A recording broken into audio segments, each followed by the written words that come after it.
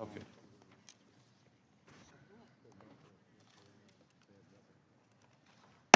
Committee will come to order. Welcome to the witnesses. Bill, are you okay? Yeah. Okay.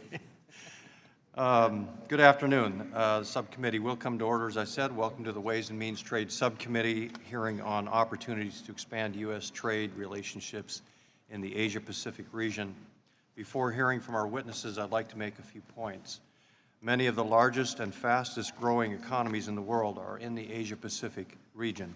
The 21 Asia-Pacific Economic Corporations, or APEC, members account for 59% of the global GDP and 49% of world trade.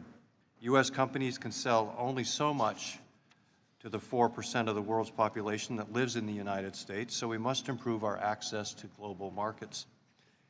If we want to remain competitive, then we must focus on doing more in the Asia-Pacific region. Washington is one of the most trade-dependent states in the country, with 40% of all jobs tied to trade. Given our location on the West Coast, my constituents are very aware of the importance of export markets in the Asia-Pacific region. Far too often, U.S. companies are held back in this region by high tariffs, non-tariff barriers, and discriminatory policies and regulations. And all too often, it is much more difficult to do business in the region than it should be. Reducing these barriers would increase opportunities for the United States companies to compete and win, and would also increase prosperity throughout the Asia-Pacific, enhance security in the region, and set high standards for future agreements. One important tool that the United States can use to address these issues is negotiating trade agreements. But we have trade agreements with only 3 countries in the Asia-Pacific region: Korea, Australia, and Singapore. We must expand our presence. I am convinced that KORUS, our trade agreement with Korea, has been a great success for both the United States and Korea. KORUS has been in place only 5 years, and some of the tariff reductions are still being phased in and evaluated, especially for sensitive agricultural products. So we can expect even greater gains in the future. Even still, we have seen that benefits of KORUS throughout the United States, and particularly in my home state of Washington, and I mention this quite frequently. We have nearly doubled our cherry exports to Korea since this agreement was put into effect, making it our 3rd largest market for cherries in the world. At the same time, Korea's implementation of certain portions of the agreement have been very disappointing, and I know some tough conversations are ongoing to address these problems. The best way to resolve these issues and instill confidence in both countries about the future of the agreement is to use the committee structure that's set up under KORUS. That structure has helped us put an end to several disputes already, but Korea needs to do much more. I am eager today to hear from each of our witnesses about your experiences in Korea and throughout the region, both where you're having success and where you see some continuing challenges. I hope that this hearing will help us policymakers more effectively push our trading partners to ensure a level playing field for U.S. companies and their employees. When we have a trade agreement in place, we can work to enforce that agreement and push our trading partner to live up to its side of the bargain. But our limited number of trade agreements in the Asia-Pacific region greatly reduces our leverage in relative to the competitors in other countries that have been more aggressive in negotiating trade agreements. Therefore, I firmly believe we need to pursue new bilateral agreements in the Asia-Pacific region. High standard, ambitious, and enforceable agreements would benefit all Americans, including farmers, ranchers, workers, fishermen, fisherwomen, manufacturers, and service providers. The longer we wait, the more we will fall behind. We simply cannot afford to delay. I'm eager to hear from our witness again about how such new agreements can help us force markets open and make sure we are treated fairly. I now yield to the ranking member, Mr. Pasquarello, for his opening statement. Thank you, Mr. Chairman. I want to thank our witnesses. We have a great 5 of you, all terrific backgrounds. But I wanted to thank the chairman for putting us together today. with rapidly growing economies and more than half the world's population, it's critical that we engage with the Asia-Pacific countries in a constructive trade relationship. In addition to considering these important issues, as all of you know, this administration is in the middle of renegotiating our trade agreement with Canada and Mexico in a NAFTA agreement. But we have yet to have one administration witness come before this committee to testify on these negotiations. Considering the President has threatened more than once to withdraw the United States from NAFTA, I think it's critical that we have a public hearing on the trade agreement, the renegotiation process, and what the threat of withdrawal means to our economy, our workers, and our communities. And I look forward to a response from the Chairman on this matter soon. President Trump has had an incoherent and unpredictable trade policy, and nowhere is this more clearly on display than with China. In April, the President initiated a 232 investigation on steel and aluminum to try to address the crisis facing our producers and our workers because of the well-documented market distortions created by China's steel and aluminum overcapacity. But since initiating the investigation, the administration has pushed off making a decision or releasing its findings. This is what you are getting into now. So be aware, in context, what's going on around you, not only in terms of what we're here to talk about today. The result of this uncertainty has been an increase to steel imports because of consumers' fear of pending trade restrictions. And according to the Commerce Department's most recent steel import monitoring and analysis data, steel imports rose 21.4% through the first 8 months of 2017 compared to the same time last year. Think about that, and think of all the rhetoric that you and I have heard. In July, President Trump told the Wall Street Journal that he was not going to act on the 232 investigation at that time. It is unclear when, if ever, the President intends to take action. Right now, it seems that paradoxically, the President has exacerbated the problem of increasing steel imports that has been devastating the U.S. steel industry. Or we have a knack of making things worse. The President has also threatened to withdraw from the Korean Free Trade Agreement, or KORUS. I believe KORUS has flaws. We all have flaws. It could be improved. It could work better for American companies seeking market access, particularly American auto companies. And it still contains some troublesome dispute settlement mechanisms that favored powerful corporations in the form of investor-state dispute settlements. However, our relationship with South Korea is critical and is a valuable trade partner. And some elements of the KORUS agreement set very high standards. So let's not do something drastic by blowing up the agreement and creating chaos. That serves no one. So we have threats to blow that up. We have threats to blow up NAFTA. And I'm reading newspapers lately like all of you. I don't know what the heck he's planning to blow up next. That's the context which you're here. Our relationship with South Korea is critical. It's a valuable trade partner. And some elements of the KORUS agreement set very high standards. I said this, but I want to repeat it because this is important and critical before we go into the discussion. I look forward to discussing how we can improve our trade relationship with the Asia-Pacific countries. This region represents nearly half of the global trade, 60% of global gross domestic product, and nearly $20 trillion worth of goods and services flowing through the region. This rapidly growing economic zone is critical to our continued success as an economy as we look to the future. This is not going to be answered by bumper stickers. And thank you for coming today. Mr. Chairman? Thank you, Mr. Pasquarello. Today, we're joined by 5 witnesses. Mr. Matthew Goodman, the William E. Simon Chair in Political Economy and Senior Advisor for Asian Economics at the Center for Strategic and International Studies. Ms. Kelly Sullivan, owner-operator of Santa Rosa Ranch in Crockett, Texas.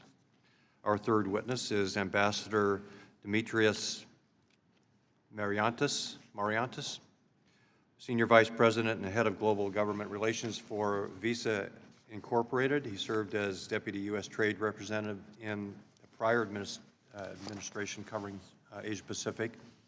And though seafood from the Pacific Northwest needs no introduction, our fourth witness is Ms. Stephanie Moreland, Director of Government Relations and Seafood Sustainability for Trinett Seafoods in Seattle, my home state of Washington. A special welcome to you, Ms. Moreland. Finally, our fifth witness is Mr. Scott Paul, President of the Alliance for American Manufacturing. Before recognizing our first witness, let me note that our time is limited, so you should please limit your testimony to 5 minutes, and your statements will all be entered into the record. Mr. Goodman, you're recognized for 5 minutes. Sorry. Thank you, Mr. Chairman. I have submitted more complete written testimony, but I'd just like to make 3 points here. First, the United States is a Pacific power, and we have compelling national interests in this vital Asia-Pacific region.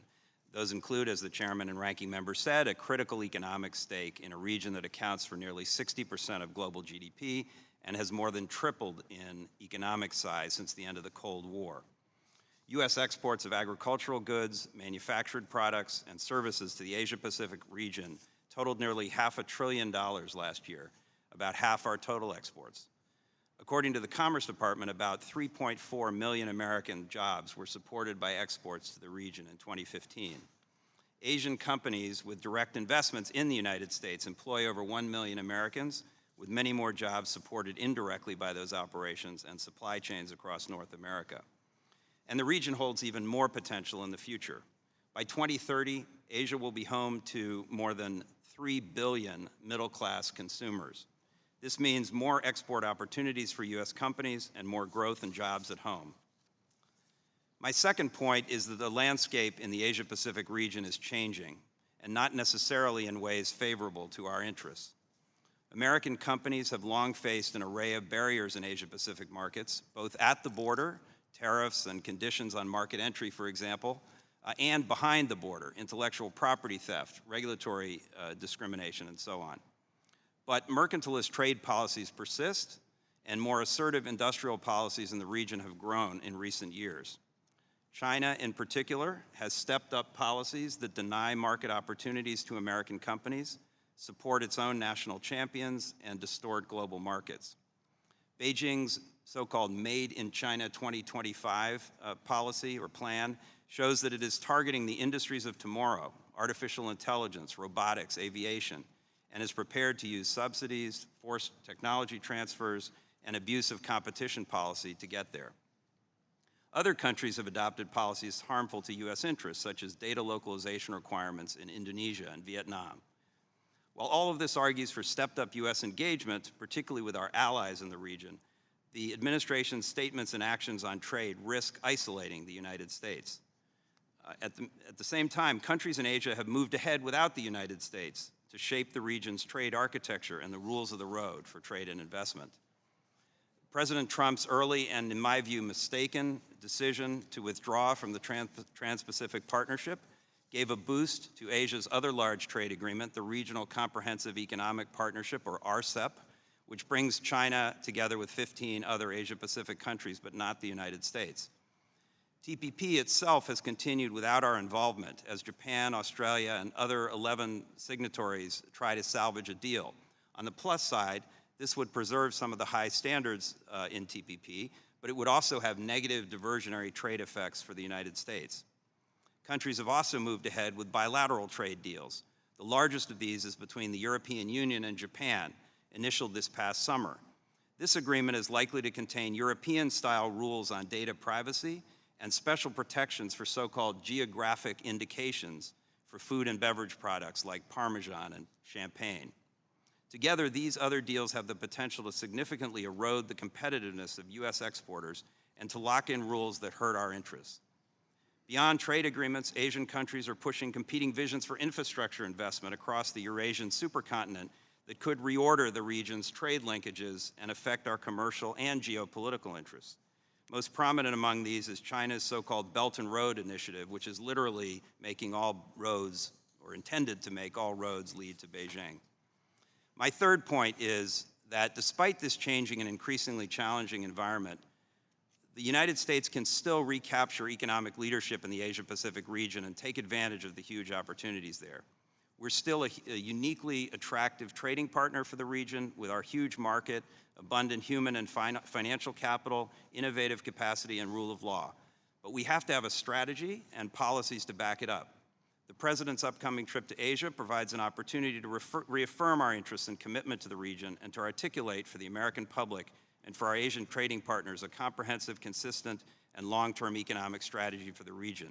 CSIS will be issuing a short report tomorrow outlining such a strategy, and I'm happy to share it with the committee. We recommend the President give a speech before or during the trip outlining U.S. interests in the region and the broad pillars of engagement, including an economic strategy.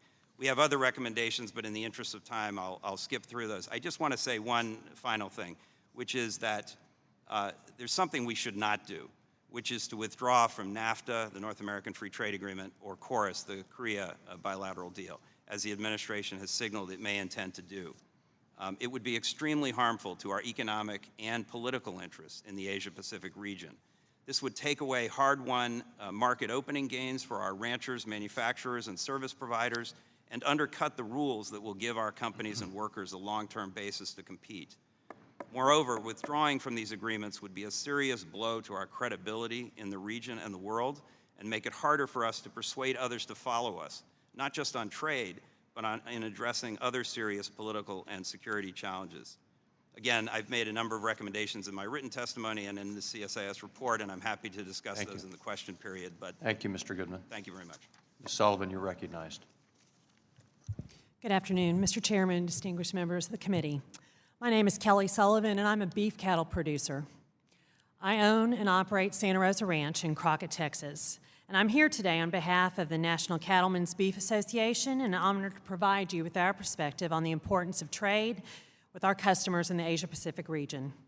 As someone who personally visited our customers in July in both Korea and Japan, I have firsthand observations of the strong demand for U.S. beef. Over the years, exports have become critical to the success of the U.S. beef industry in rural economies. In 2016, we sold over $6.3 billion worth of beef products to other countries, with exports alone accounting for over $290 of value per head. We expect these values to increase in response to growth in foreign demand. Our perspective on international trade stems from a basic premise. If we're going to raise the cattle and produce beef, we need competitive access to consumers who are willing to pay for our products. For many years, Americans have been our primary focus because Americans prefer ribeyes, tenderloins, and hamburger, and are willing to pay a higher price.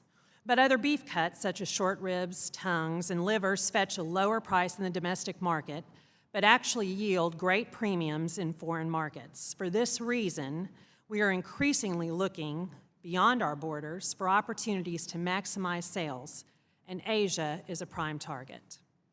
As more Asian consumers join the middle class, they're adding protein, like beef, to their diets. Simply put, trade allows us to capitalize on the differences in consumer preferences and capture value that would not exist if we sold to the domestic market alone. Today, the success or failure of the U.S. beef industry depends on our level of access to global consumers. Our top export markets include Japan, Korea, Mexico, Canada, Hong Kong, and Taiwan. In 2016, 84% of our export sales came from these 6 markets. So you can see why we get nervous about market access being threatened. We have consistently encouraged the U.S. government to aggressively pursue opportunities to remove tariff and non-tariff barriers around the world. As a result, the U.S. beef industry has reaped the benefits of trade policies, such as implementation of NAFTA and KORUS. Our future success hinges on our ability to avoid the mistakes of the past and take an aggressive nature in support of trade liberalization.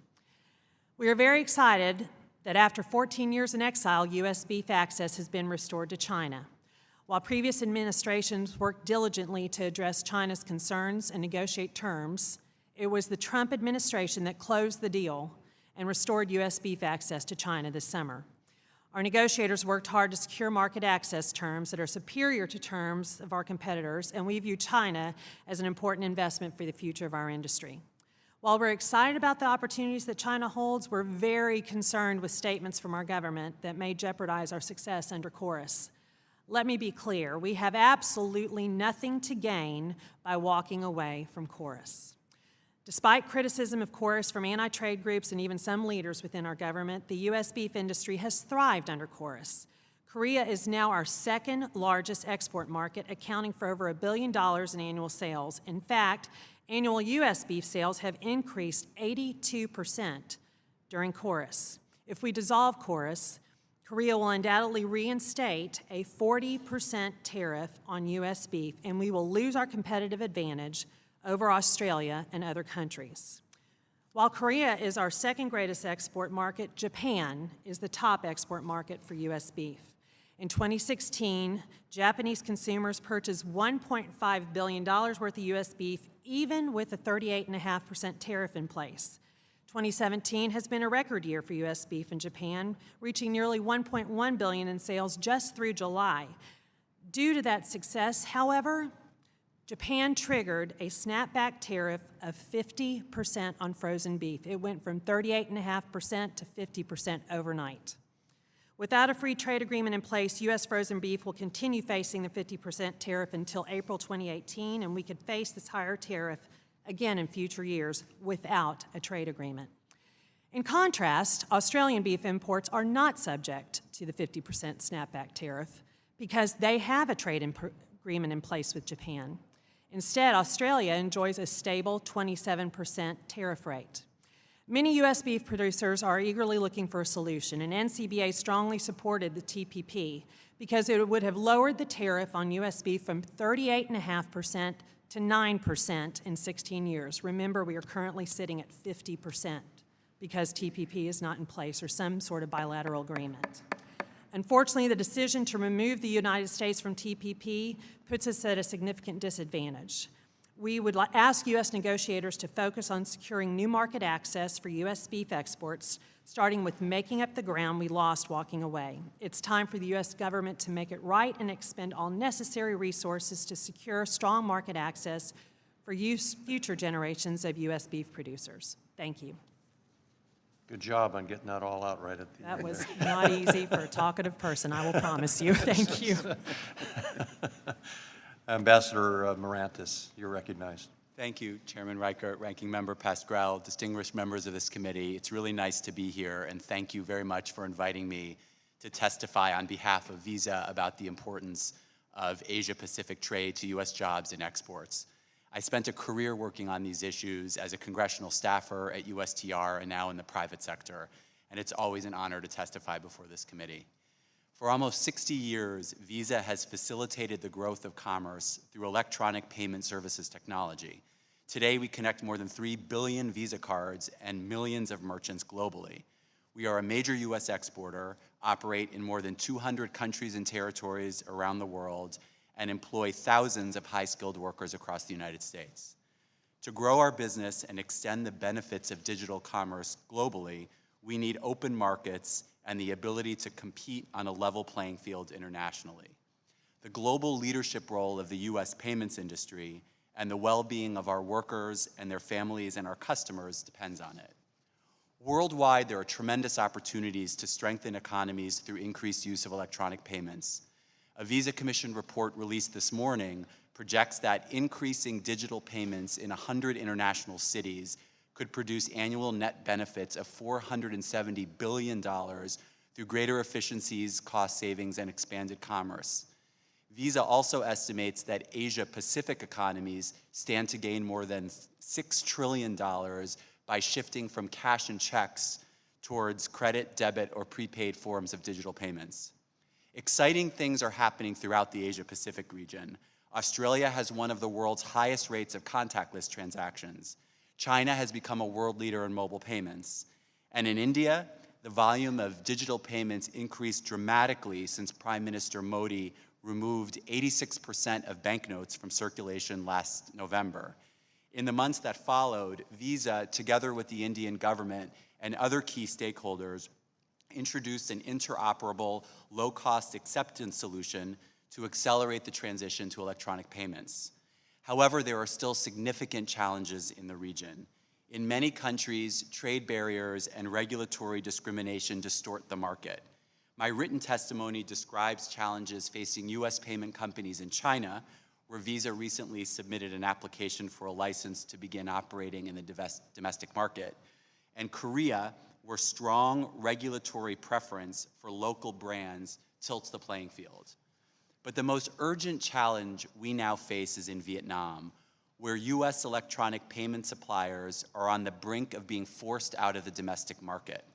We are grateful for the strong bipartisan leadership from this committee, including Chairman Reichert and Ranking Member Pascrell, in highlighting concerns with Circular 19, a regulation issued by the State Bank of Vietnam that grants a de facto monopoly on domestic payment processing to the state-owned National Payments Corporation known as NAPAS. Despite grave concern raised by the current and former administration, as well as dialogue between governments and industry, NAPAS is charging ahead and pressuring banks to prepare to process all transactions, including those of Visa and MasterCard, over its network. This fundamentally threatens the ability of U.S. payment companies to continue operating in Vietnam. To ensure a level playing field for U.S. electronic payment suppliers, such blatant discriminatory treatment should not be allowed to occur in Vietnam or elsewhere in the region. As APEC chair this year, Vietnam should instead be a champion of fair and open trade. Given the consistent message from Congress and the administration on this issue, we remain hopeful that the Vietnamese government will suspend and revise Circular 19 before President Trump's visit to Vietnam for the APEC leaders meeting next month. Achieving a positive outcome in Vietnam will send an important signal about the beneficial effects of sustaining open and fair trade across the region. In that spirit, we look forward to working with the committee to strengthen trade relationships throughout the Asia-Pacific and to help further expand U.S. exports in support of Visa's workers and their families and communities across the country. Thank you. Thank you. Ms. Moreland, welcome. Thank you. Chairman Reichert and Ranking Member Pascrell. Mike, there you go. On behalf of Trident Seafoods, I thank you for convening today's hearing. Trident is one of the largest vertically integrated seafood companies in North America, headquartered in Washington. We own and operate a dozen facilities in coastal Alaska and a fleet of modern harvesting and at-sea processing vessels that fish and process within U.S. waters of the Bering Sea and off the coast of Pacific Northwest. These platforms, in combination with an independent fisherman fleet that we partner with, harvest and processes hundreds of millions of pounds of U.S. seafood. Trident has value-added reprocessing facilities in the state of Washington, Minnesota, and Georgia, as well as overseas in Japan, China, and Germany. We employ approximately 8,000 men and women in the U.S. during peak production.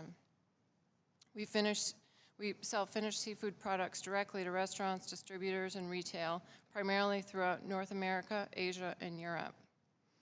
It's often reported that as much as 85% of seafood is consumed in the U.S. is imported, and that the U.S. runs a significant seafood trade deficit.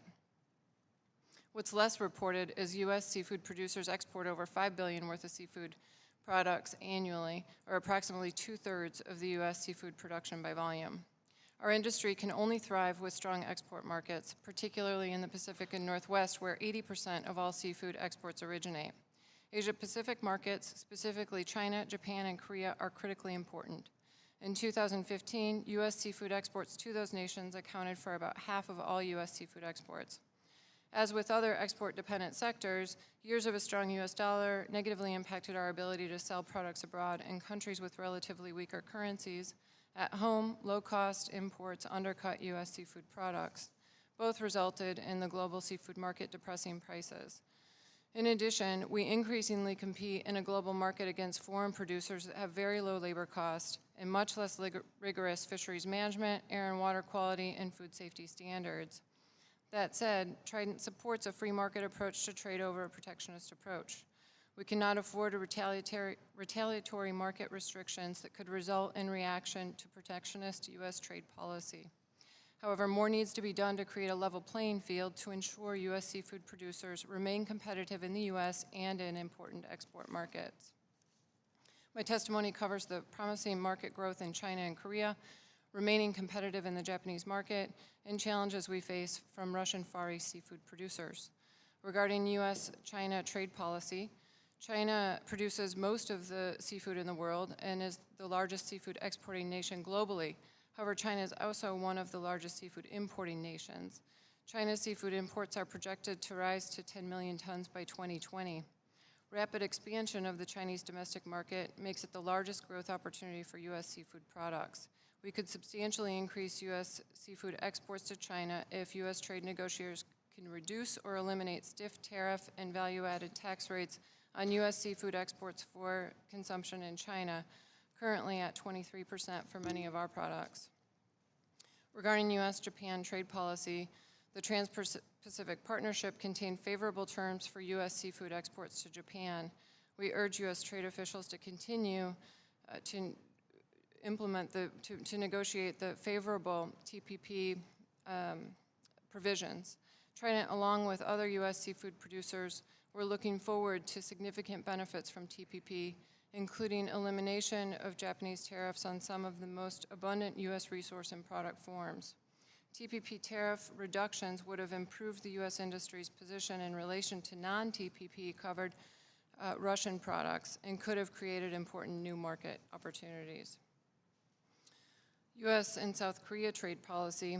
U.S. seafood exports to South Korea markets have increased by 20% since implementation of the U.S.-Korea Free Trade Agreement.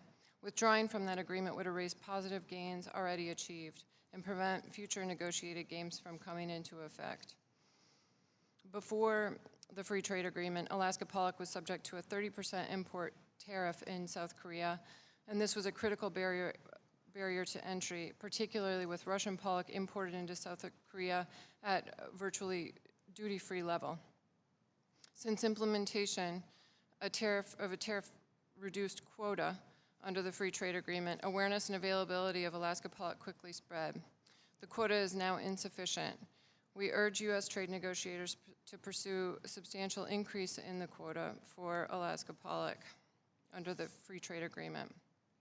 Regarding U.S.-Russia policy, American seafood producers compete directly in Chinese, Japanese, and South Korean markets, as well as in the U.S. As stated in my written testimony, we really urge equity access to that market.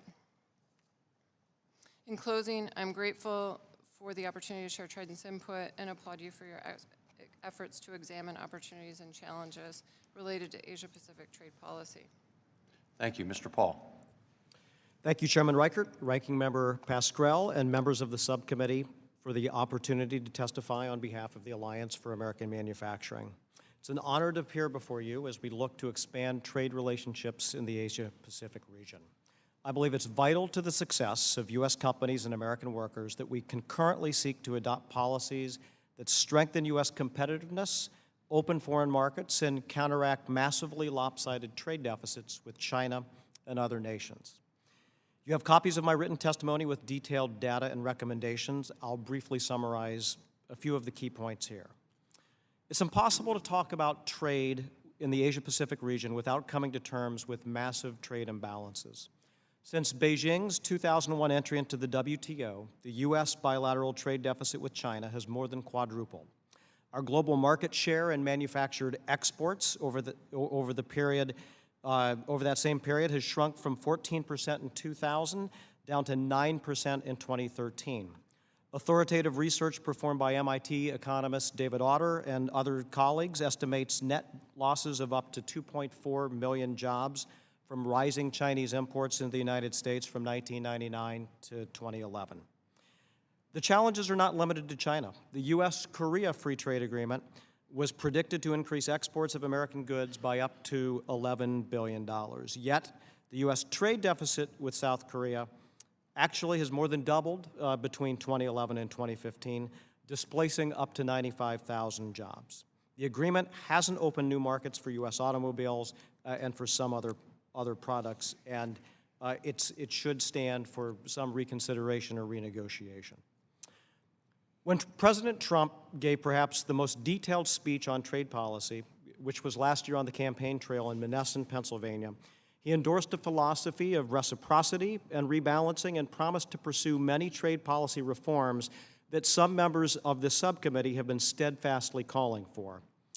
In May, we applauded the Trump administration for prioritizing the elimination of significant trade deficits through an executive order. Yet after nearly 10 months in office, the administration's words have resulted in either inaction or confusion as to the path forward. We believe it's time for clarity as well as for action. Here are a few of our recommendations. First, we've urged the administration to accelerate the work of the G20 Global Forum on steel excess capacity and to press for verifiable and enforceable net reductions in global overcapacity, including that of China and other Asian nations. Second, China is and should continue to be treated as a non-market economy as it fails to meet any of the 6 criteria laid out in our trade laws for market economy status. Third, it's critical that the government provides support when foreign interests steal trade secrets to manufactured products abroad and send them to the United States. We are deeply concerned that Section 337 has proven to be an ineffective remedy for U.S. manufacturing companies injured by cyber theft, transshipments, and duty evasion. If the statute does not work as it was intended, Congress needs to modernize it. Fourth, we urge passage of legislation to treat foreign currency manipulation as a subsidy under trade remedy laws, and we support the inclusion of strong enforceable rules in all trade agreements to deter and penalize currency manipulation. We will also be closely watching as the administration prepares to release yet another semi-annual report on international economic and exchange rate policies due in 4 days. Finally, I want to focus your attention, as Mr. Pascrell has, on the pending Section 232 steel investigation, on the impact of imports on U.S. national security. In April, President Trump directed the Department of Commerce to complete the self-initiated investigation under an expedited timeline by July 1st. That date has come and gone. More recently, the President and the Secretary of Commerce said they intend to complete tax reform before focusing on the Section 232 investigation. It's difficult to understand how one issue has anything to do with the other, and America's workers deserve a better explanation. Steelworkers are suffering. Since the investigations were announced, as Mr. Pascrell noted, steel imports have soared 21% as foreign countries have rushed product into the U.S. market in anticipation of promised action. And we recently received news that several steel mills in Pennsylvania are reducing operations, including one that produces armor plate for the U.S. military and played an active and important role in supporting the production of armored vehicles to protect our servicemen and women from IED attacks in Iraq and Afghanistan. Domestic production of steel and aluminum are vital in the manufacture of America's military and critical infrastructure. If domestic manufacturing capabilities deteriorate further, we may be forced to rely on countries like China and Russia to supply steel for our military and critical infrastructure needs. We cannot let that happen, and it's time to complete the Section 232 investigation and take decisive action to safeguard America's economic welfare and national security. Thanks for the opportunity to testify today. Look forward to your questions. Thank you, Mr. Paul. I'd like to begin questioning with Ms. Moreland. Naturally, I'd be a little bit interested in Trident's success in the Asia-Pacific. You mentioned that the U.S.-Korea Free Trade Agreement reduced the tariff by 23%, I think, was in your testimony. If you could be more explicit on how the Korea Free Trade Agreement has made a difference in Trident's ability to export to Korea, and would Trident's competitors have an advantage if Chorus wasn't in place? Mr. Chairman, The free trade agreement created a tariff-reduced quota for some of the most abundant products that we have, specifically Alaska pollock. That fishery has been able to harvest 1.3 million metric tons annually in recent years. It's an abundant resource. Russians also harvest an Alaska pollock species, the same species, and have long relationships with Korea. Product harvested on the Russian side of the border by Russian companies that work bilaterally with Korean companies are able to bring that fish into the market with no tariff. So Now, when you say work bilaterally, what do you mean? What's the advantage that Russia has there? there's been both joint venture as well as quota allocations to Korean companies of the Russian resource. And that fish brought into the South Korean market is able to enter duty-free. We've achieved a reduced tariff quota. That quota level is quite low. There's interest by many of our customers to grow their relationship and dependence on U.S.-produced Alaska pollock. We'd like an opportunity to do that. Thank you. Ambassador, your testimony made clear that Visa and other electronic payment services EPS providers face unwarranted barriers that prevent you from doing business in Vietnam. If the opportunity arose to negotiate a bilateral FTA with Vietnam, do you think we could build on the work done with TPP negotiations to open the EPS market? And secondly, how can we address that issue in other Asia-Pacific markets? Thank you, Chairman Reichert, and thank you very much for your support and for the letters that you've circulated on the Vietnam issue. It's a real challenge for us. I mean, on the one hand, there's a huge opportunity in markets like Vietnam. I mentioned in my testimony that there is a $6 trillion opportunity to move from cash and checks to digital form of payments. And Vietnam is a huge market. They've embraced a market opening philosophy on most everything, except on this one particular issue, where we continue to face a severe level playing field issue, where the government action is really tilting the playing field in favor of a domestic competitor and is driving U.S. payments companies essentially out of the market. We have an opportunity over the course of the next month before President Trump travels to Vietnam to resolve that issue, and working together with you and the administration, we're hopeful we can get there.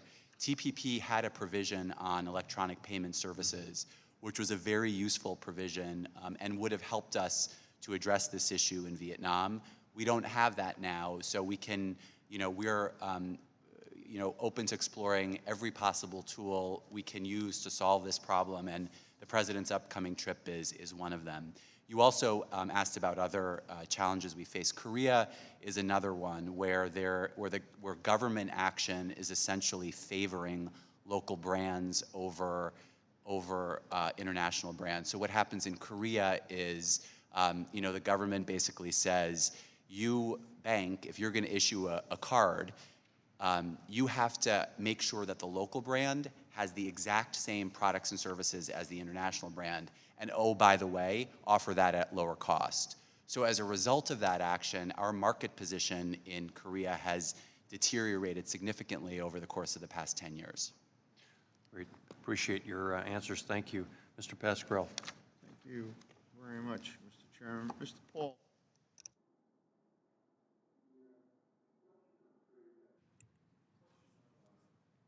Trade deficits is a fascinating subject area, I think. We seem not to have a handle on it in any of the deals that we're talking about. The United States has lost 5 million manufacturing jobs in the last 16 years. So there seems to be a strong correlation between China entering the WTO in 2001 and establishing permanent normalized trade relationships in 1998 and the acceleration of low-cost China imports into our market. You look at those three things. So I think you mentioned, referred to our largest trading partner is China. $578 billion in trade between our countries, and a trade deficit of $347 billion. Economist Robert Scott found in 2015 in the Economic Policy Institute report, growing trade deficits in manufacturing goods led to the loss of 3.6 million manufacturing jobs from 2000 to 2007, prior to our Great Recession. He found that it is not just increasing productivity or automation driving the job losses. The Information Technology Innovation Foundation similarly attributes significant job losses to trade pressures and not primarily to automation or to immigration. Anyway, so my question is to you, Mr. Paul, you mentioned in your testimony a couple times that the trade deficit with China since its entry into the WTO has quadrupled from 83 billion to 347 billion, a number I referred to before. How would you reduce the trade deficit with China, and how would it impact U.S. GDP?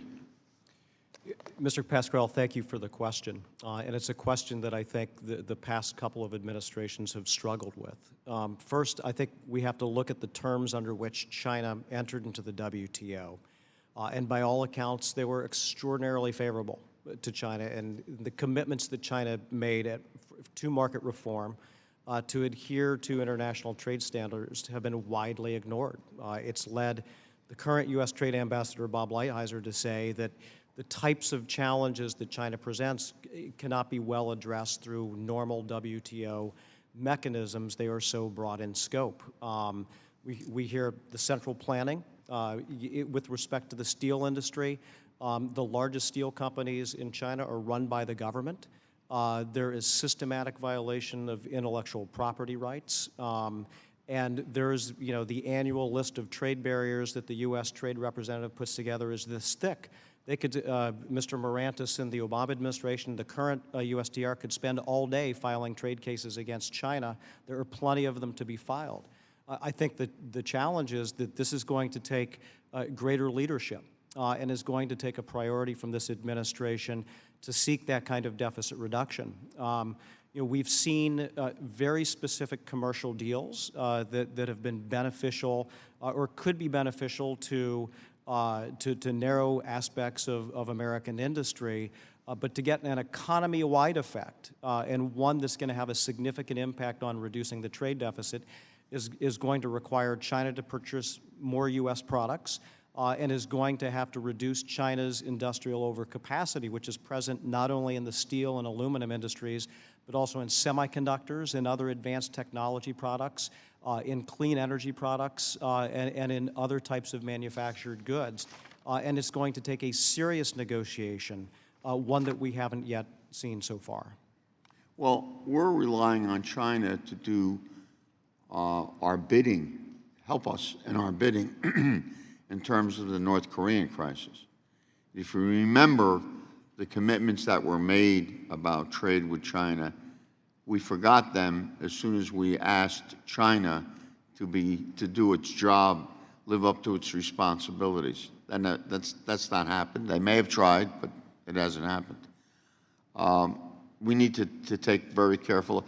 Should we, and just leave this question in the air right now, should we use trade as a bargaining chip in terms of international relations, and particularly in times of conflict as exists right now?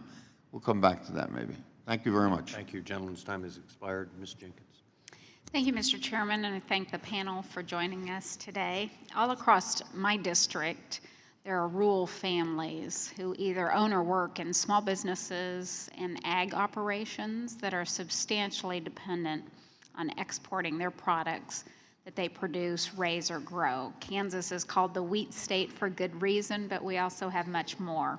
Soybeans and cornfields also dot our landscape, and our expansive grasslands provide some of the best pastures and ranges in the world to produce the highest quality beef.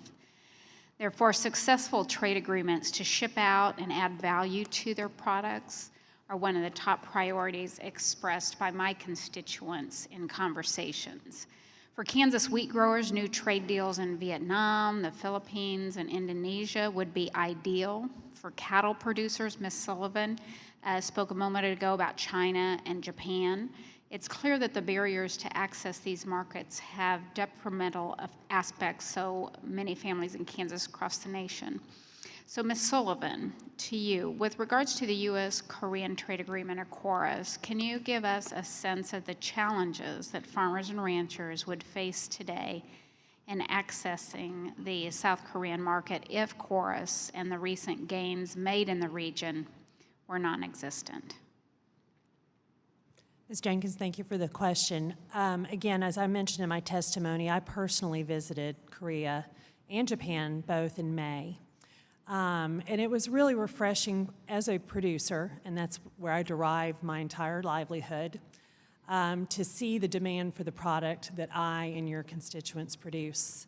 So what would be troubling to me as a producer is, quite frankly, from any of the barriers where a tariff is concerned. Right now, we enjoy an 8% or so tariff within KORUS. And what would happen with the elimination, it would jeopardize all of that and, in fact, increase our tariff to 40%. I mentioned earlier that we saw a tariff increase in Japan take place from 38.5% to 50%.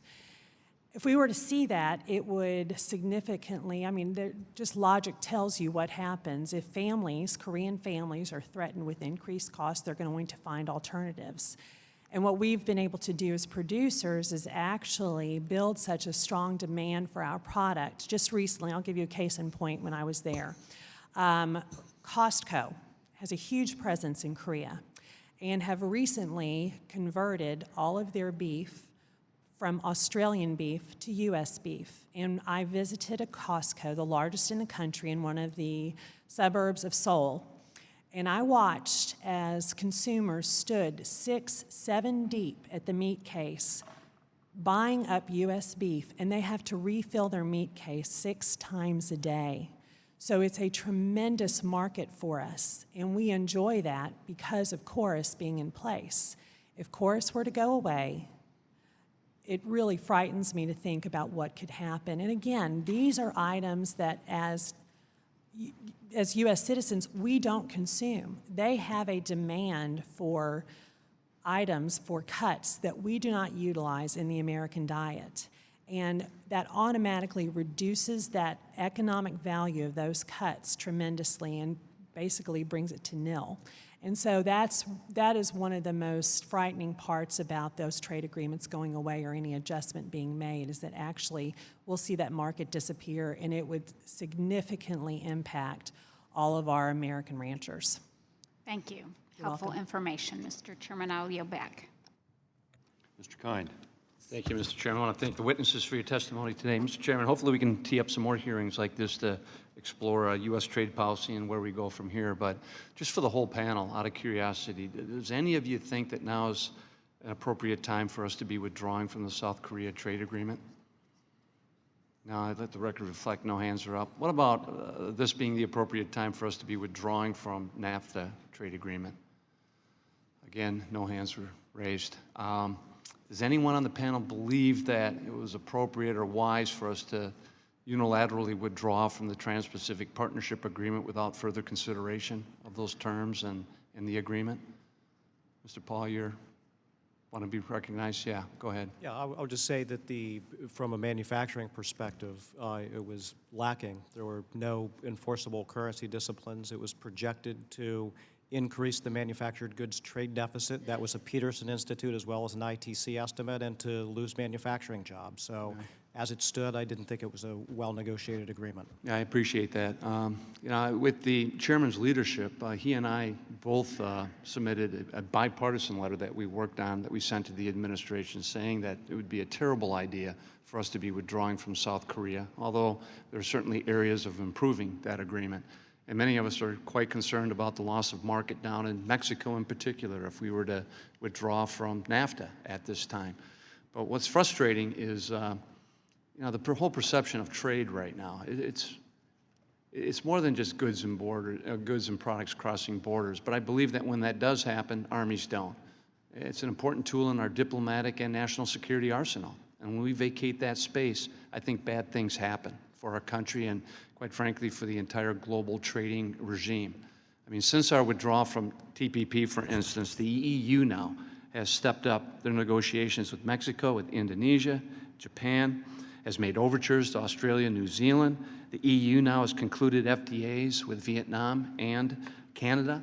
They've established geographic indicator standards now, which may be tough for us to try to go back and revise, which will be detrimental to our agriculture producers. This is what's happening. The rest of the world is moving on without us, and we've created a vacuum.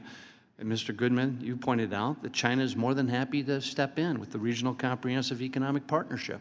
In fact, during the whole course of TPP negotiations, China negotiators were following on our heels, telling these same countries we were talking to, don't listen to those crazy Americans. They're asking too much of you. Environmental standards, labor standards, human rights standards, they're crazy. Come to us, because we don't care about any of that.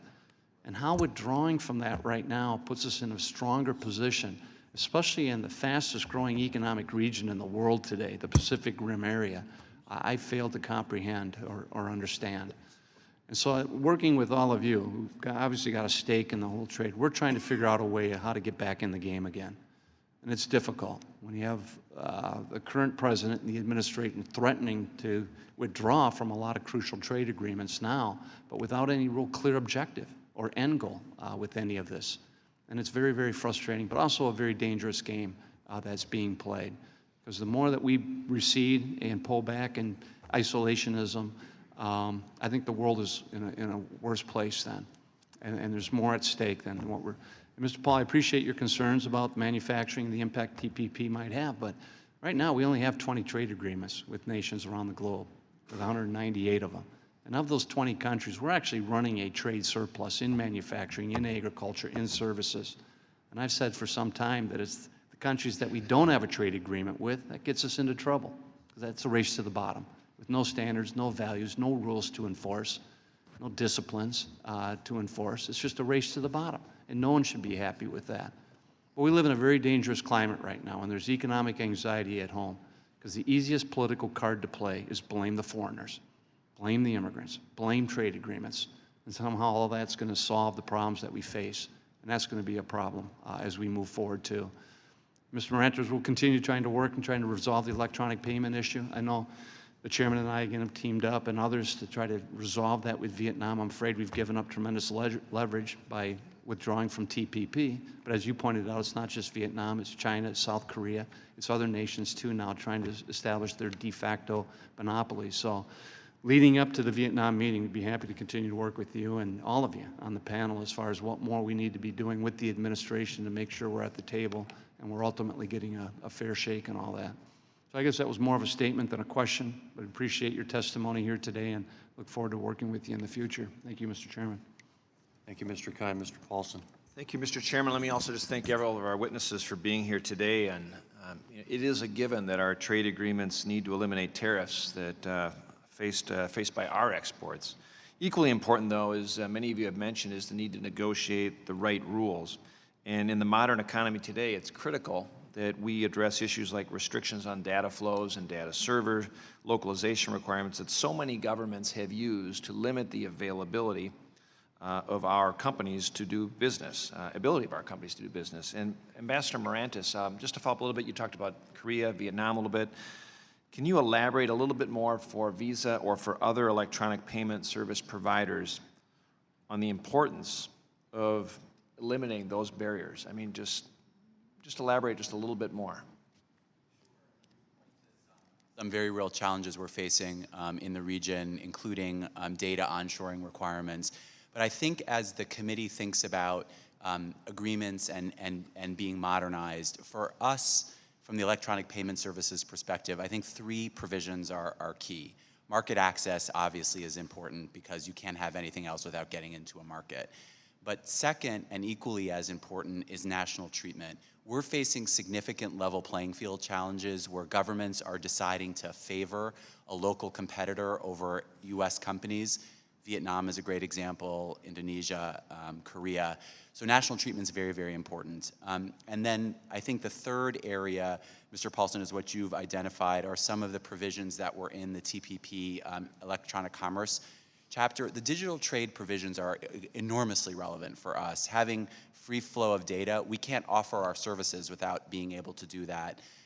We're seeing increased data localization requirements, so addressing that issue will help a company like Visa be able to provide their services on a cross-border basis and be as efficient as possible. So I would point to those three as, at least for us, the big three. And of course, for those of us that are watching the modernization discussions now on NAFTA, digital trade didn't exist decades ago when it was first put together. And so we want to make sure that a chapter on digital trade is included that recognizes e-commerce and those challenges that ag producers use, manufacturers use, miners use in today's world.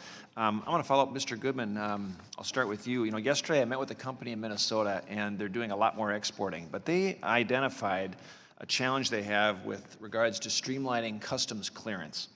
And they just brought up an example. They got a product that's registered for the first time in another country, and they don't think it should be necessary to file additional product registrations with that regulatory agency over and over. Can you just talk about how important it is to have a streamlined customs clearance process in place in the context of trade agreements? It's enormously important. I don't have the statistics off the top of my head, but it has a real impact on actual trade flows, significant additional cost imposed at the border from those procedures. And this is, again, an example of something that TPP was trying to take on. There was a good chapter on these procedures that helped to eliminate a lot of those unnecessary regulations and to put disciplines on how you could use custom procedures or not use it as a barrier to trade, de facto, or to slow trade. And leads to the bigger point about, and I just want to echo your point about digital and what Demetrius said as well. You know, this was something that I'd say almost more than any other chapter was absolutely critical part of TPP. The digital economy chapter, the Obama administration, at the end of the administration, created a list of what they called the digital 24 of the commitments that were made that, you know, a person like me who's not an expert in digital, an ordinary citizen can look at that list, see, you know, no duties on digital trade, free and open internet, free data flows, no localization requirements. A simple list, which you understand, the U.S. has a huge stake in ensuring that these rules are the ones that govern international digital commerce. And if we are not going to do it in TPP, we need to find a way back to that leadership on those issues. And I'd say if we can do that in NAFTA, if we can put a digital chapter equivalent or similar to the TPP chapter, I think that'd be great. Same thing on the customs procedures. I think those are the kinds of things that there's an opportunity with renegotiating NAFTA to try to import. Some people call it the organ transplant strategy, which is to take the best parts of TPP and transplant them into NAFTA. That would be encouraging. Walking away or putting on onerous, unrealistic burdens that Canada and Mexico are not going to agree to, I think would be a real mistake. Thank you, Mr. Chairman. I yield back. Mr. Doggett? Thank you very much, Mr. Chairman. I commend you on conducting a hearing. It's something we have not had in the Tax Policy Subcommittee or in the full committee concerning the Republican tax bill, which, as Mr. Paul indicated, is apparently going to be coming up here before some trade matters are. Indeed, we've been here for the entire month of September. We will have soon, with next week's recess, have gone through half of October, and not one expert, not one business with the varying impact on business has appeared before any subcommittee or the full committee to talk about taxes and the impact of the Republican tax plan on business. It would appear that the approach will be the same jack-in-the-box approach that was used in the failed attempt to destroy health care coverage for millions, and that is to pop out a bill without ever having a thorough public discussion of its impact on the American economy and the American taxpayer. But having appreciation for the fact that we're having a hearing today does require some consideration of what the hearing's on. And with all due respect to the chairman and the witnesses, this seems to me to be the wrong hearing at the wrong time. Yesterday, President Trump said that NAFTA, and I quote, "NAFTA will have to be terminated if we're going to make it good. Otherwise, I believe you can't negotiate a good deal." While our trade relationship with Vietnam and Korea and the various countries in Asia is important, we just had the Prime Minister of Canada, Mr. Trudeau, remind us that America sells more goods to Canada than it does to China, Japan, and the United Kingdom combined. And Morning Trade is saying, is quoting one business representative as saying, "This is absolutely headed for a disaster. This is an absolute crisis." The New York Times is reporting, while we've been meeting, about the far-reaching consequences for the economy, for so many businesses, and the disruption of supply chains if President Trump proceeds to terminate NAFTA, which he's empowered to do. It is particularly surprising that we would be having this hearing about Asia while Mexico and Canada and our trade with them is so much as it's at stake. But whether it's Asia or NAFTA, we have no one here from the administration who's been asked to come and explain the administration trade policy. That may be because the administration can't seem to agree on its trade policy any more than it can agree with fellow Republicans about its foreign policy, as Senator Corker has acknowledged. It would seem to me that the importance of having the administration come here on NAFTA is emphasized by the fact that when NAFTA was first approved, we had 8 days of hearings on it. We had 8 appearances by administration officials to explain the administration position. And I think it's very important that the administration be summoned here to explain its trade policy, whether it's Asia or perhaps much more important, what it's doing with reference to NAFTA and what the consequences of terminating NAFTA will be on one sector of our economy after another and how many job losses will result from it.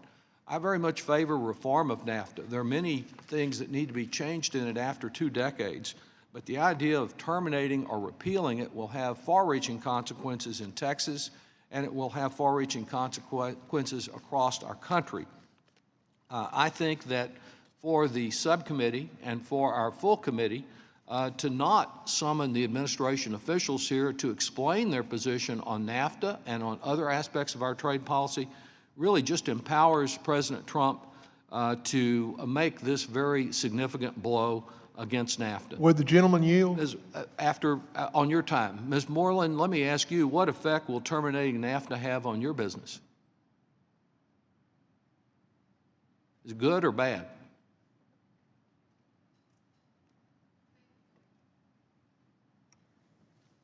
Thank you for the question. With respect to NAFTA, it's an agreement that would least impact us depending on the extent of change or reach. Thank you. Ms. Sullivan, how does it affect your business? Mr. Doggett, it's deeply concerning. For our industry, for the beef industry, it would have a significant impact. I believe that, and I'm speaking as a producer, so Sure. It's my personal opinion alone.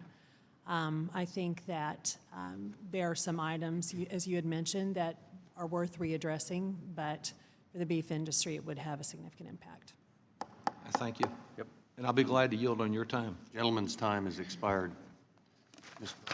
Thank you, Mr. Chairman, and I would like to reiterate that all of our recent conversations with the administration, with all the members on this committee, with the U.S. Trade Representative indicate that we are modernizing NAFTA, that we're not eliminating NAFTA, where nobody's talking about throwing it out, that the discussions have been on what can we improve while we continue to negotiate on other bilateral trade agreements.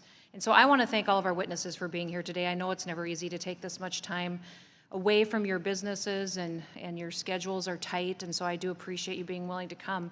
Mrs. Sullivan, I related to you because I'm from South Dakota, and I spent decades raising cattle in a commercial cow-calf operation, and then we backgrounded them as well for the market. But so I appreciated your testimony today, and I also recognize the concern that you showed on tariffs, because we also work crop farmers as well, and so we were in several different areas of caring about making sure that we could export our food and make sure we not only take care of this country's food supply, but we feed many, many other people as well. So thank you for being here. In fact, beef production is so important in our state of South Dakota that there's actually more cattle than there are people. So it's incredibly important to our economy and to our state. And so I thank you for making those comments. I did want to ask you, one of the concerns that I've had is while we revisit current trade agreements such as NAFTA, or we're going back and looking at South Korea, that we could lose market access. We're seeing that now as Australian beef is flowing into Japan, and they do have a trade agreement there, and it's sucking up more market access. And so we not only have the tariffs that impact that, but this lost market share that we're having as well because we were banned from the country. So I was wondering if you had a perspective on that as to impact on the industry that you've seen as well on market access and the concerns you may have if we don't aggressively pursue these bilateral agreements while we're renegotiating important agreements like NAFTA. Ms. Nome, thank you. I appreciate the question. You know, it's from my perspective, it's hard to find more free market capitalists than agriculture producers. Yeah. And what we do is we produce a product that needs to be consumed. I mean, we like to say that agriculture produces the food and fiber that feeds the world, and that's what we do. We need access to those markets and without barriers, because without question, we produce the safest, most consistent, nutrient-dense form of protein, in our opinion, although I do love seafood. I'm from the coast, believe it or not, but we do in the world. And all we need is access. And that's what we seek more than anything, because again, we are family farmers. Everyone likes to talk about corporate farms this. Well, that is not the case. Families are producing these animals that are feeding everyone. Families are producing those crops. I'm actually originally from Galveston, Texas, and we have the Port of Galveston, which is a primarily agriculture export facility there along the Gulf Coast of Texas. And so we have a lot of your grain from South Dakota that's gone out of the Port of Galveston. Our economies, my local economy of my hometown, exists because of exports. So the trickle-down effect, if you will, of market access is tremendous where the U.S. economy is concerned. Again, this is my personal opinion. I have a lot of them, so I'm willing to share them if only asked. But having access is so critically important because we can provide what the world needs to feed and clothe all of our neighbors. We just need the ability to get that product there without barriers. Yeah, that's great. And that's exactly the discussion that I had last week with the U.S. Trade Ambassador Lighthouser, was the fact that we appreciate that you're modernizing these agreements. We appreciate that you're fixing different issues that have been in there. He indicated that he felt agriculture usually comes out pretty well in agreements. And, you know, I said we have at times, but then we face regulatory barriers once our grain and beef hits the border of that country as well. And so we need to pay attention that we don't get shut out of those markets by regulatory actions that may happen from those foreign governments. But he indicated that he understood the value of agriculture, but also what I drove home to him was the speed that he needs to use to negotiate these bilateral agreements, because every single day other countries are looking to fill those markets, and we can do it better than anybody else. So thank you for being here today. With that, I yield back. Mr. Levin? Thank you, and welcome. Glad you're here. Let me just say a few words if we're talking about Asia and the Korean Free Trade Agreement. Mr. Goodman, as I read your testimony, I had these recollections and feelings. I was one who helped to negotiate the Korea Free Trade Agreement. We attempted to strengthen it, and at times the administration, when we had to renegotiate it or redo it, the Obama administration was willing to settle for something less than some of us, both in the labor movement, in the auto industry, and myself, thought essential. So they returned, the Obama negotiators, to try to strengthen the agreement. The problem is, in some respects, it was strengthened. It was far from perfect, and I think the rule of origin was defective. But if you look at what's happened since then in the industrial sector, it's woeful. And those of you who support expanded trade need to help focus on the problems we have in making agreements real, because otherwise the public, and I think rightfully, thinks that we're putting together something that may look okay on paper, but in terms of their real lives is truly defective. And one of the auto companies invested a lot in trying to help put together the agreement. And they invested considerable amount in establishing places, auto dealers in Korea, to try to break through. It's been frightfully difficult. So those of you who are in the agricultural business who want to point to where there has a breakthrough, also I think need to look at other areas where there's been a stone wall. Because otherwise, any plea to negotiate a further trade agreement really hits a wall with good parts of the public. The same is true really of currency. You know, some of us have tried endlessly to get past administrations to step up to the plate on currency. They never really have. And so now you have not China, it isn't manipulating its currency, but it did frightfully. And we let it happen and it lost millions of jobs. Korea's been manipulating their currency.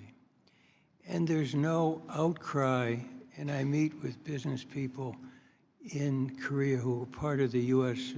Korea Business Roundtable or entity, and they just pull back. So what was missing, I think, in this testimony was a sense of urgency. And so let me also say something about NAFTA.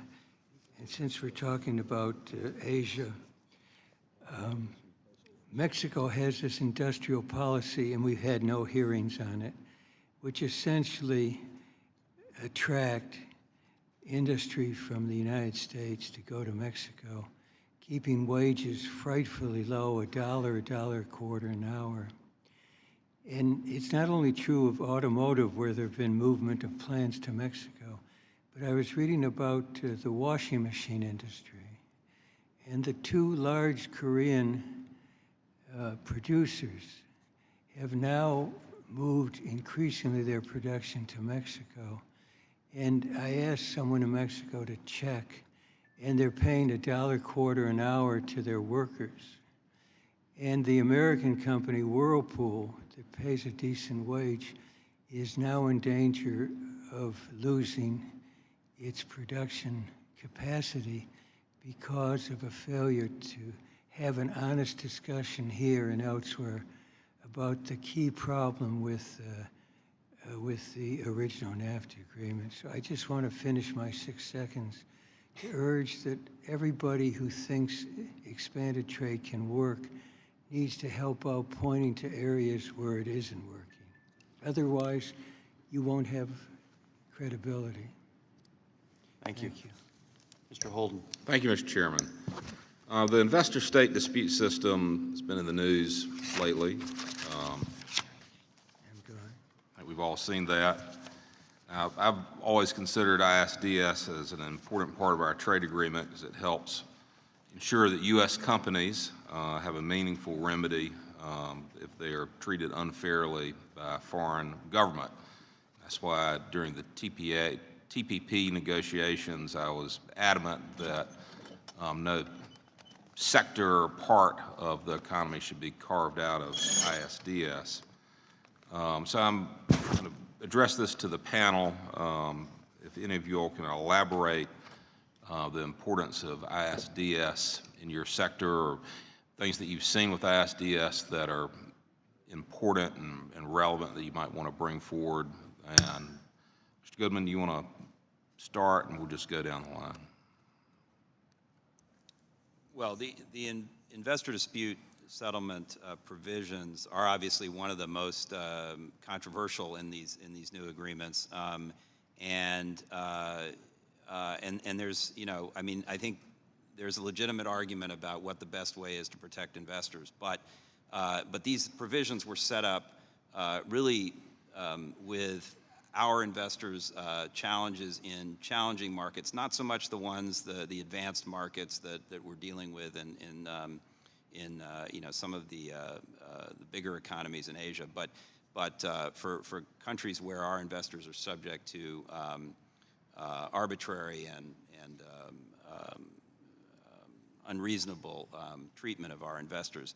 They are important mechanisms that allow our investors to get their rights enforced, and so far there have been no cases in which the United States has been subject to a finding that was, you know, adverse to us. So I think it's been shown to be helpful to our interests, but it is certainly something that has been a subject of a lot of scrutiny, and I think, frankly, as an analyst, I think there is a set of discussions that need to be had about the best way to do this investor protection in future agreements. Ms. Sullivan, in your sector of the economy, have you had any dealings with ISDS? It's not really something that we've confronted, just on that regard. It was more than anything the tariffs in particular, but as far as just the investor protection mechanisms, it wasn't necessarily a threat that we were really discussed as a real something that really put us in jeopardy very much. Good. Mr. Moranis? Strong investor protections are extremely helpful. Let me give you a live example. We own our entity in Indonesia. We've been told by the Bank of Indonesia that if you want to continue to process domestic payments in Indonesia, we will have to divest 80% of our ownership to a domestic Indonesian entity. So we don't have an investment treaty with Indonesia, but it's an example of a situation where strong investment protections could help. So let's just explore the situation that you're facing there a little bit. So what recourse do you have without ISDS? So where are you turning to? The Indonesian courts? We have been working very closely with the U.S. Embassy in Indonesia, which has been enormously helpful. We have raised the issue with the foreign business community in Indonesia. We're actually starting to make some headway, but we don't have a specific trade tool to rely on other than the Trade and Investment Framework Agreement that we have with Indonesia, which provides for bilateral dialogue between the two countries. So if the advocacy section of the embassy isn't able to make any headway on the diplomatic front, and you ultimately had to go to Indonesian courts to try to protect your interests there, what are your lawyers telling you if you would like to divulge as to your chances in Indonesian courts? Sir, I'm not sure. I don't know Indonesian law well enough, but I can look into that and get back to you. All right. Ms. Moreland? Of course, dispute resolution is something of great interest anywhere that we have investments, and ensuring there's a rational structure to be able to support any elevated dispute resolution would be important to us, but it's nothing that's an immediate threat. All right. Thank you. Mr. Chairman, I yield back. Thank you. Mr. Davis. Thank you, Mr. Chairman. We keep hearing that looking at deficits is not necessarily a good way to evaluate trade policy. Let me ask each one of you, perhaps beginning with Mr. Goodman, what should we be looking for in trade policy as benefits to this country, especially job creation and income? I think it's legitimate to look at deficits if we're doing that on a global macro basis. It's the question of whether it makes sense at a bilateral basis with individual countries, because some of that reflects just patterns of supply chains and the way things are produced in various markets, and then the last country to ship the product to the U.S. gets credited for the full value of the export to the U.S., so that can often look like that'll skew the deficit for that country or surplus for them and deficit for us. But if you look on a global basis, I think there's a real issue, which is that our current account surplus, which is the global position overall of our trade, is is a result of the way is a combination of our savings and investment, how we save and invest in our country, and frankly, we don't save enough to cover the investment we need. And so that creates a fundamental problem. And then there are practices in other countries, and some have been alluded to, like currency manipulation, which has been a problem historically in a lot of other countries that has skewed these overall deficits. And I think those are issues that we should be legitimately looking at. But the bottom line is that trade is not zero sum. There are benefits that are not just measured by a bilateral trade deficit, and we shouldn't be too focused on that, in my opinion. Ms. Sullivan? Yes, sir. In our industry, we've really found that trade agreements actually have given more predictability, if you will. We've been able to secure and protect our market access better, and without trade agreements in place, it's not really holding our trading partners accountable. It's defining how we actually work with our trading partners, and so by having bilateral trade agreements in place, it gives it greater predictability, if you will, to our industry. And I think that's something that makes it more equitable as we move forward in trading, particularly beef, but any agriculture products as far as I'm concerned. Thank you, Ambassador. Mr. Davis, it's a great question. I think from Visa's perspective, a really good proxy to measure the success of our trade policy is, do we operate on a level playing field? I think whether we're a payments company, whether beef, whether seafood manufacturing, U.S. companies can compete and win wherever they are, but we need a level playing field in order to be able to do that. And if we can use our trade policy to push for a level playing field, so much the better for all of us. Marilyn? Thank you for the question. We can't change the fact that U.S. consumers want to eat a lot of shrimp, and they are eating shrimp that needs to be imported. Similarly with farmed Atlantic salmon, tilapia, pangasius. So we just need market access elsewhere. We're providing it to everybody else here. Mr. Paul? I think it's a great question, and I do think trade deficits are one important data point in measuring both the competitiveness of an economy and also identifying some other barriers. Exchange rates, I'm glad that was mentioned because I think that's important.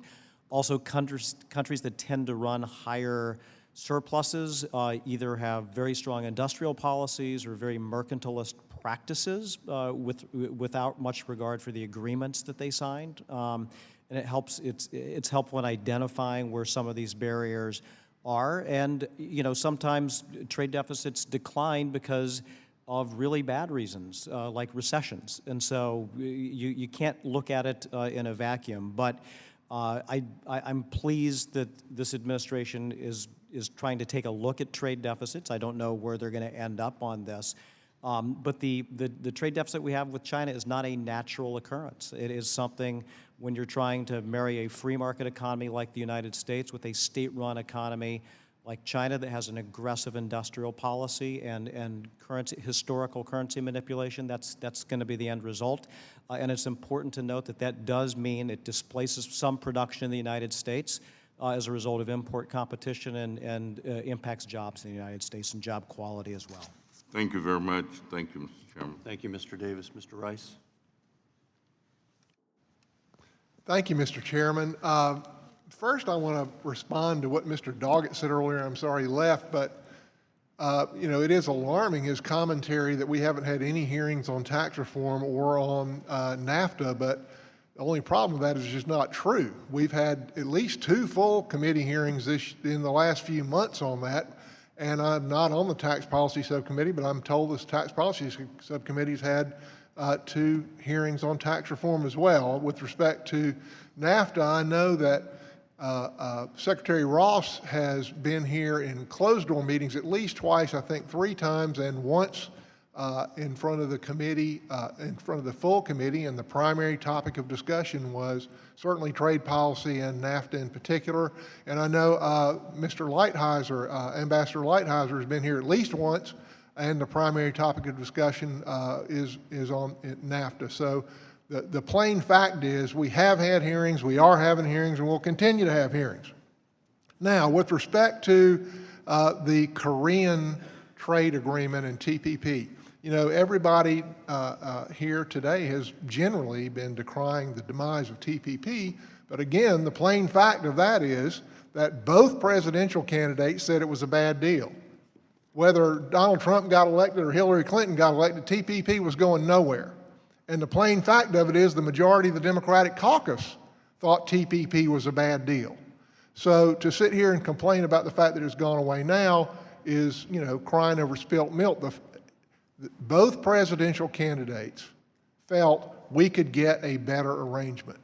And so, you know, what I want is everybody on this panel, with the exception of maybe 1 or 2, agree that we need trade agreements. And I think we certainly need some form of the Trans-Pacific Partnership, but I also want to make sure that our interests are protected. With respect to this Korean trade agreement, Mrs. Sullivan, you were saying that there's a Korean tariff on U.S. beef of 9% and Japanese of 50%, correct? And do we get any meat products from Korea? Not that I'm aware. Do we get any seafood from Korea, Mrs. Moreland? Not of significance. I didn't hear your answer. Not of significance relative to the other. Is there any tariff on Korean seafood? Coming into the U.S.? Yes. It would only be subject to up to maybe 0.5% a set of fees. Okay, and so you said you have a very small reduced tariff quota, correct? Correct. And so what is your reduced tariff with Korea? For the product form that I'm talking about, Alaska Pollock coal hadn't got a particular category, 6,000 metric ton. And what is the tariff on that reduced quota? I have to look at my notes, sir. Okay, and what is the tariff when you get past the reduced quota? 30% is what we 30%. for us. And there's maybe 0.5% on their seafood coming in here, correct? Correct. And yet we're running a trade deficit, I think, of like $17 billion a year with South Korea. And you're paying what is it, 9% tariff? 8. And I suspect there are meat products coming from South Korea, and I suspect that their tariff, if there's any, is minimal. So, you know, we have a very large market that they want access to, like you want access to their market. And, you know, I don't want to do anything to unduly disrupt this arrangement and these trade agreements, but it's pretty obvious to me that we can do better than this. And I personally am glad that the Secretary and Ambassador Lighthizer are going to look at this and try to make sure that the American worker gets a fair shake here. As you, Mr. Paul, pointed out, we've had 2.4 million jobs lost in manufacturing. Mr. Pascrell said the number was 5 million jobs. I think we can do a little bit better than that. I think we got to make this country competitive. We need to look at tax reform as an aspect. Do you agree tax reform could make this country more competitive, Mr. Paul? If it's done in the right way. Do you think that it could restore American jobs? Again, I think a lot depends on the product, which we've yet to see. Do you think lowering the corporate tax rate will help make American corporations more competitive worldwide? Certainly having a competitive tax code that recognizes that we're in global competition. So tax reform, trade reform, we need to look at all these things, and we need to give the American worker a fair shake. My time's up. I yield. Thank you, Mr. Rice. Mr. Smith, follow that. I'll try. Thank you, Mr. Chairman. And thank you to our panel. Ms. Noem kind of got to some of the topics that I wanted to, but I might ask for you to further elaborate. The 50% tariff that Japan levies on U.S. beef, ridiculous. It was bad even before it reached the 50%, and there were plenty of reasons to engage in a bilateral trade agreement that would carry out some of what TPP may have accomplished with Japan, but a bilateral trade agreement that I think there could be strong support for would give us the opportunity to achieve many of the same things with a major economy. I don't have to tell you that, obviously, and that's just beef. And so I'm hoping that we can continue to head in that direction. A lot of things happening right now with trade, but we cannot be distracted from getting this done. Ms. Sullivan, can you speak perhaps more specifically in how beef trade could be enhanced through a bilateral trade agreement with Japan, most specifically? Well, I find, I'll reflect back on Mr. Rice's statements about TPP. There is no such thing as the perfect trade agreement. Again, this is my opinion. Kelly Sullivan, I'm speaking for me. There is no such thing as a perfect trade agreement, but I will say agriculture would have benefited greatly had TPP been pursued. It is gone, you're right. It's gone. There's no reason to talk about it anymore. So let's go back to the table, and we need to aggressively pursue a bilateral trade agreement with our #1 trading partner, Japan, right now. It is of a tremendous urgency for our industry, not just for the beef industry, but for agriculture in general. And again, I'm just speaking from our point of view. You know, we were seeing a tremendous increase in beef imports to Japan up through July, as I mentioned in my opening statement. And that was prior to the tariff increase that was implemented. It is yet to be seen what impact it is going to have. Inventory levels in Japan were built to a point that we're still seeing absorption of that in the market.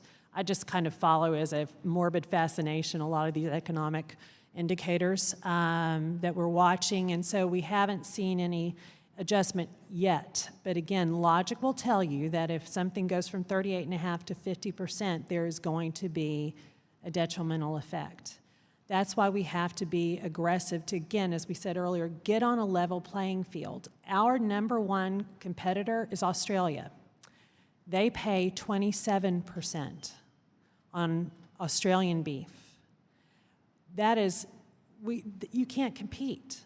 Now, granted, I will say that the beef that we produce in the United States is far superior, as I should, because we do.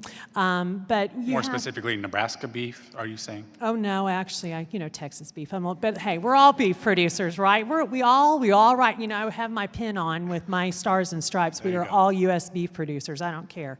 We're here to do the same thing. We're all in this together. But we have to appreciate the fact that Australia is our greatest competitive threat. We are in their sights. They are going to take every advantage. All of our competitors are, but I'll just use Australia as an example, are going to take full advantage of the fact that we do not have any trade agreements in place, and they're going to try to absorb as much market share as they possibly can as quickly as they can. And they are moving very, very quickly. They're nimble. And so we need to make this a tremendous priority, because the problem is that those agreements are going to get in place, and it's going to be very difficult for us to get back in and recapture any of that market once it's gone away. Well said. Thank you very much. I yield back, Mr. Chair. Thank you, Mr. Smith. I want to thank all the witnesses for your testimony and your very clear answers to the questions that were posed to you today.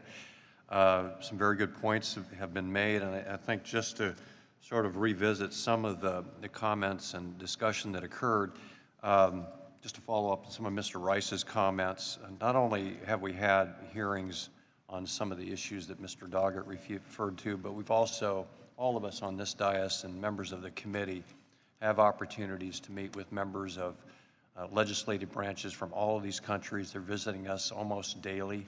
The Canadians have been very active in visiting with all of us, especially those of us who are on this committee. The Prime Minister today spent an hour with the full committee and discussing some of the issues that we've talked about today. And even though the title of this hearing has been Asia Pacific, we've had discussion about NAFTA. This all ties together as it relates to all of you and the businesses that you represent, and the thoughts that you represent around trade and around the economy that it creates and the jobs that it creates here in the United States. But we also know that there are improvements to be made, and especially when we look at Korea, there are some concerns there with implementation. So I think that, in highlighting some of the things that haven't been implemented in agreements that we've made, going back and reviewing and taking a new look at NAFTA and Korea, I think is a good exercise. But on the other hand, as you all know, and if some of you have said today, we cannot allow much more time to lapse in creating opportunities to have other agreements. And especially when you look at Japan, has been mentioned, a great friend and trading partner. It is critical that we keep that open market to our products.